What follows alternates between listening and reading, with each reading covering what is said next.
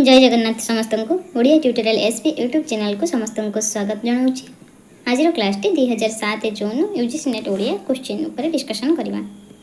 आसंतु class आरंभ करवा। यार फास्ट क्वेश्चन टे होची केउ ध्वनिटी ओष्ठ। सठिक आंसर टे हबा ऑप्शन सी प। प होची ओष्ठ ध्वनि अटे। केउटी स्वर ध्वनि। यार सठिक आंसर टे हबा ऑप्शन डी ओई। यह एक स्वर संधि बोली कहा जाए। ओडिया लोकगीत और कहानी लेखक किए। यार सठिक आंसर टे होची ऑप्शन डी कुंज बिहारी दास। आलिए कालिए बाट रुंधेला क्यों सिद्धाचार्य रचना अटे। यार सठिक आंसर टे हबा कान्हू पाद। प्रेमलोचना काव्यर कवि किए। सठिक आंसर टे हबा ऑप्शन बी विष्णु दास। विवेकी ग्राहक कोटि कवि आय घेनी बंची थिले कवि कवित्व कि हेब म्लानी। यही मंतव्यर कवि किए। यार सठिक आंसर टे हबा ऑप्शन सी अभिमन्यु सामंत सिंहार। प्राकृत वस्तुरे एक अप्राकृत वस्तुर आरोपण करागले केउं अलंकार हुए। यार सठिक आंसर टे होची उत्प्रेक्ष अलंकार हुए। मुकुर पत्रिकार प्रथम प्रकाशन समय केते। 1906। ऑप्शन सी होची सठिक आंसर। प्रथम साहित्य पत्रिका भाव ओडिया रे काहाकु ग्रहण करिबा। प्रथम साहित्य पत्रिका भाव रे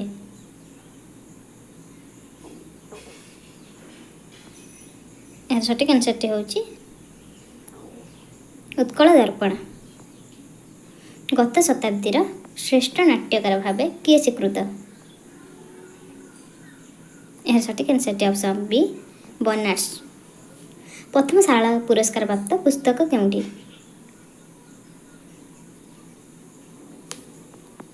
प्रथम शाला पुरस्कार प्राप्त पुस्तक केउंटी। यार सठिक आंसर टी हबा कुलवृद्ध। ओडिया साहित्य रे भारतीय ज्ञानपीठ केते जण पाइछन्ते।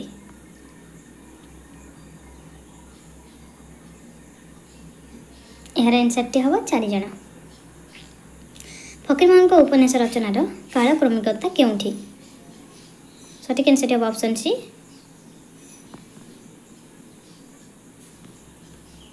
चित्रकल्प संकलन रचयिता किए अटंती चंद्रशेखर नंद। संबलपुर हितेशुणी केउठारु प्रकाशित होइतिला। Option D बामंडा। पथ और पृथ्वी कहार आत्मचरित अटे। ऑप्शन सी सुरेंद्र महांतींकर। निम्नलिखित पत्रिका चारोटीर प्रकाश क्रम निर्णय कर। यार सठिक आंसर टी हबा option A. 14 number question Utkal साहित्य रे दुर्जटी छद्म नाम किए लिखुले। दुर्जटी छद्म नाम किए लिखुले। सठिक आंसर टी हबा फकीरमोहन। सबुज अक्षर क्यों लेखकों रचनावलीर संकलन। Option D Anand Shankar Rai. सरीसृप रचनार कवि किए विनय चंद्र नायक। रीति काव्यर प्रमुख लक्षण कौटी शृंगारिकता रहस्यवादिता कल्पनिकता।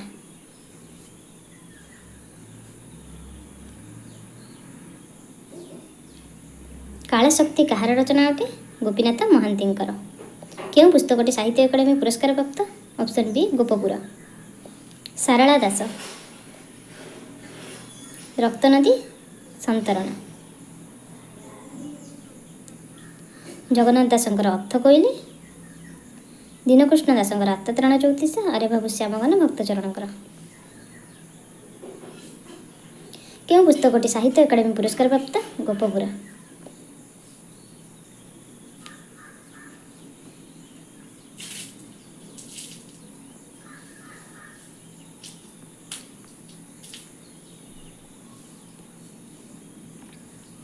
उनतीस नंबर क्वेश्चन दुष्मंत। दुष्मंत होची चरित्र क्षण प्रभार।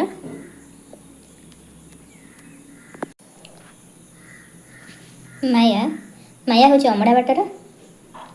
सरदे नीलशैलर। कनकलता राजेन्द्र।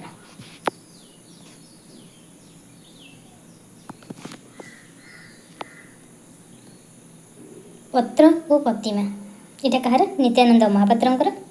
मु सत्यधर्म कहूचे। सक्रेटिस ନନାଙ୍କର ବସ୍ତାନି, ଫକୀରମୋହନ, ବାଇ ମହାନ୍ତିଙ୍କର ପାଞ୍ଜି, ଗୋପାଳଚନ୍ଦ୍ର ମହାରାଜ। ଦେବଦୁର୍ଲ୍ଲଭ ଦାସ ରହସ୍ୟମଞ୍ଜରୀ, ନରସିଂହ ସେଣା ପରିମଳ, ବଳରାମ ଦାସ ଲକ୍ଷ୍ମୀପୁରାଣ, ଭୀମ ବୋଇ ସ୍ତୁତି ଚିନ୍ତାମଣି।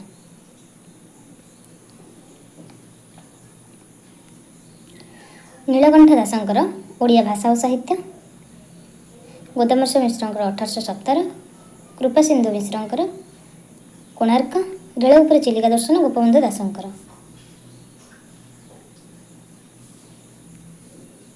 ସମୟ ଅନୁସାରେ ଗ୍ରନ୍ଥଗୁଡ଼ିକ ସଜାଅ। ମୋ ସମୟର ଓଡ଼ିଶା, କଟକ ବିଜୟ, ବିବିଧ ପ୍ରବନ୍ଧ ଓ ପ୍ରବନ୍ଧମାଳା। ଏହାର ସଠିକ୍ ଆନ୍ସରଟି ହେବ ପ୍ରବନ୍ଧ। ଅପସନ୍ ବି ସଠିକ୍ ଆନ୍ସର।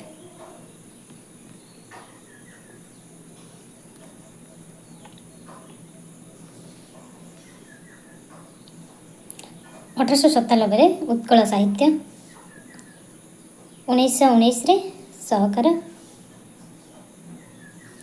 1932ରେ ନବଭାରତ, 1949ରେ ଝଙ୍କାର।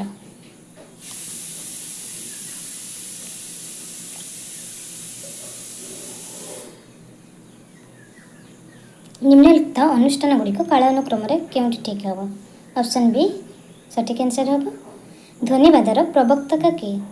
ଆନନ୍ଦ ବର୍ଦ୍ଧନ। ସମୟ କୃପଣ ଏଳେ ମନା କରିଦେଲା, ଆଉ ଏକ ଚନ୍ଦ୍ରପକ୍ଷ ରାତି ମୋ ଦେହକୁ, କୋଇଲିର ତଣ୍ଟି ଚିପିଦେଲା, ତା ମତରେ ଗୋଟିଏ ଗୀତ ହିଁ ଖୁବ୍, ଉପର ଓଳିକୁ ରଖିଦେଲା ଅନ୍ଧାକାର ସିନ୍ଧୁକ ଭିତରେ। ଏହି କବିତାଂଶରେ କେଉଁ କାବ୍ୟିକ ଚେତନା ଅନ୍ତର୍ନିହିତ? ଏଥିରେ ମୃତ୍ୟୁ ଚେତନା ଅନ୍ତର୍ନିହିତ।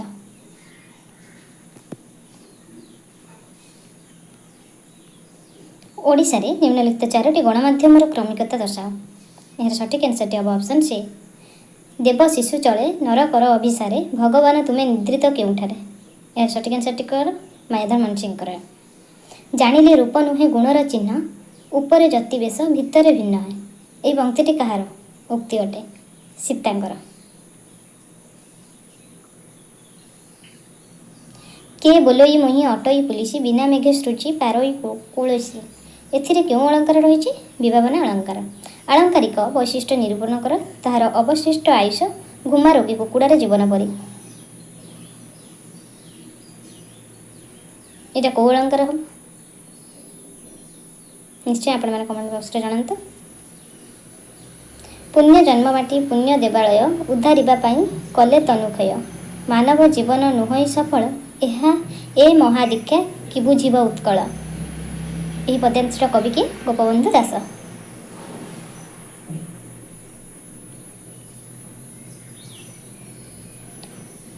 ତାର ମନେ ହେଲା ବିନ ତାର ହାତ ଯେପରି ଏକ ହଳଦିଆ ଦୀପ, ତାର ସ୍ପର୍ଶରେ ସେ ଜଳି ଉଠିଛି, ପୁଣି ଲିଭି ଯାଇଛି ତା ଦେହରେ କେବଳ ହାୱା। ଏହି ଉଦ୍ଧୃତିଟି କେଉଁ କବିତା ବହିରୁ ଆସିଅଛି? ତାର ମନେ ହେଲା ବିନ ତାର ହାତ ଯେପରି ଏକ ହଳଦିଆ ଦୀପ, ତାର ସ୍ପର୍ଶରେ ସେ ଜଳି ଉଠିଛି, ପୁଣି ଲିଭି ଯାଇଛି ତା ଦେହରେ କେବଳ ହାୱା।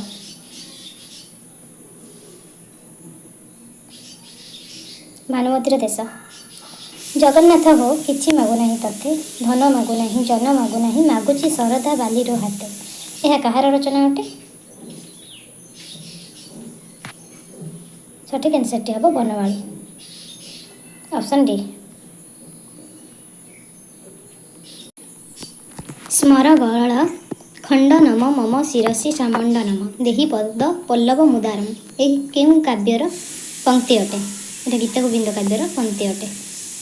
ସୁନ୍ଦର ତୃପ୍ତିର ଅବସାଦ ନାହିଁ, ଯେତେ ଦେଖୁଥିଲେ ନୂଆ ଦିଶୁଥାଏ। ଏହା କେଉଁ ଇଂରେଜୀ କବିଙ୍କ କବିତାର ମର୍ମାନୁବାଦ ଅଟେ? ୱାର୍ଡସୱାର୍ଥଙ୍କର। କାଳପୁରୁଷ କେଉଁ କବିତା ଗ୍ରନ୍ଥରେ ଅନୁସରଣରେ ରଚିତ? ଅପସନ୍ ଡି ଦ ୱେଷ୍ଟଲ୍ୟାଣ୍ଡ। ମୃତ୍ୟୁର ଜଳରେ ପହଁରି ପହଁରି, ତୋଳେ ଯେ ତୋ ପାଇଁ ରକ୍ତର କଇଁ, କୃଷ୍ଣନାଗର ଦଂଶନେ ଭେଳି ପଡ଼ିବ ନାହିଁ ରେ ପଡ଼ିବ ନାହିଁ। ଏହା କେଉଁ କବିଙ୍କର ରଚନା ଅଟେ? ଅନନ୍ତ ପଟ୍ଟନାୟକଙ୍କର।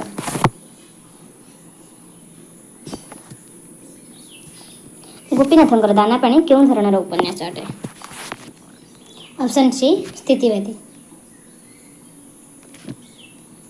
ନିମ୍ନଲିଖିତ ପୁସ୍ତକଗୁଡ଼ିକ ମଧ୍ୟରୁ କେଉଁଟି ଆତ୍ମଜୀବନୀ ଅଟେ?